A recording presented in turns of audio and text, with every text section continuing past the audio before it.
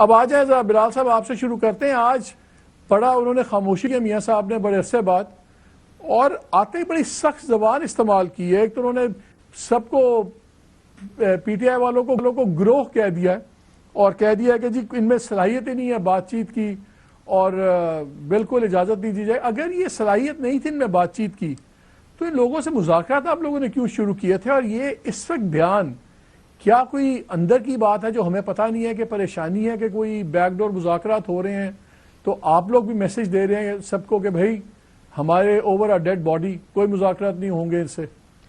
نہیں مالک صاحب, نہ کوئی پریشانی ہے نہ کوئی ایسی بات ہے. وہ تو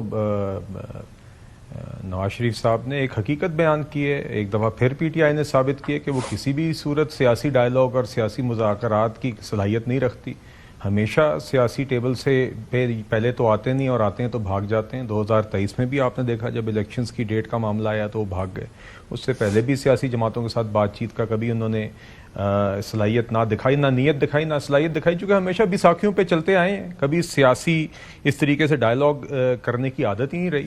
اس دفعہ بھی ہم نے دیکھا کہ پہلی جب یہ مذاکرات کا عمل شروع ہوا, بڑے خوشگوار ماحول میں پہلی دو ملاقاتیں ہوئیں, تو پہلی نشست میں تو ان کے 3 لوگ آئے. انہوں نے کہا جی ہمارے باقی لوگ نہیں آ سکے, ہمیں مزید وقت چاہیے. کمیٹی نے کہا بالکل ٹھیک ہے, کوئی ان کے بارے میں نیگیٹو بات نہیں کی. دوسری نشست ہوئی, اس کے اندر پھر حالانکہ 2-2.5 ہفتوں کا وقفہ تھا دونوں میٹنگز کے درمیان, پھر سے یہ آئے. انہوں نے کہا جی ابھی ہماری تیاری نہیں ہے, ہمیں مزید وقت چاہیے اور ہم نے خان صاحب سے ملاقات کرنی ہے. ملاقات بھی چلیں, تھوڑی تاخیر کے ساتھ ملاقات بھی پھر ان کی ہو گئی. تیسری نشست میں آ کے انہوں نے اپنا 1.5-2 صفحے کی ایک ڈیمانڈ لکھی اور جمع کرائی, جس کو بنانے میں ان کو مہینہ 1.5 لگ گیا.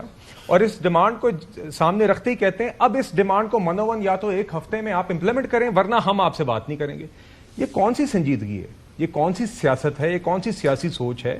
یہ تو آپ نہیں, وہ تو ٹھیک ہے, یہ باتیں تو پھر آپ یہ باتیں تو بہت دفعہ ہو چکی ہیں. نہیں سر, میں کہہ رہا ہوں آج نواز شریف صاحب نے خاموشی کیوں توڑی؟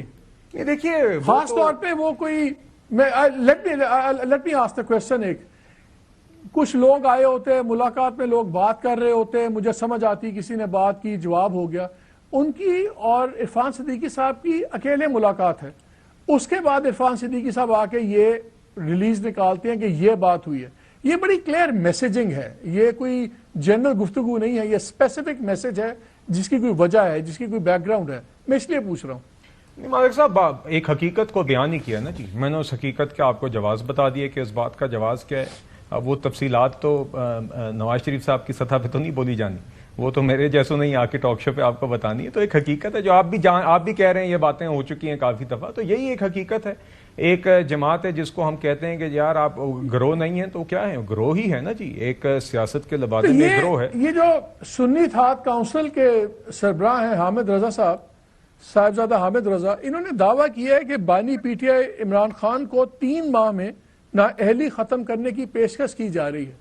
یہ کون کر رہا ہے؟ کچھ ہے آپ کو اندازہ؟ میں مالک صاحب آپ کے ان ٹاک شوز پہ پچھلے 1 سال سے دیگر چینلز پہ جا رہا ہوں جی. کتنی دفعہ پتہ نہیں ہے پی ٹی آئی کے ساتھی پیشن گوئیاں کر چکے ہیں کہ اکتوبر میں پنجاب میں حکومت جا رہی ہے, نومبر میں جا رہی ہے, پچھلے رمضان تک تو خان صاحب نے رہا ہو جانا تھا. تو چلے اس طرح کے بیانات دے کے سیاست چلتی ہے, کوئی ہیڈ لائن بن جاتی ہے, آپ سوال کر لیتے ہیں, ایک ریلیونس رہتی ہے.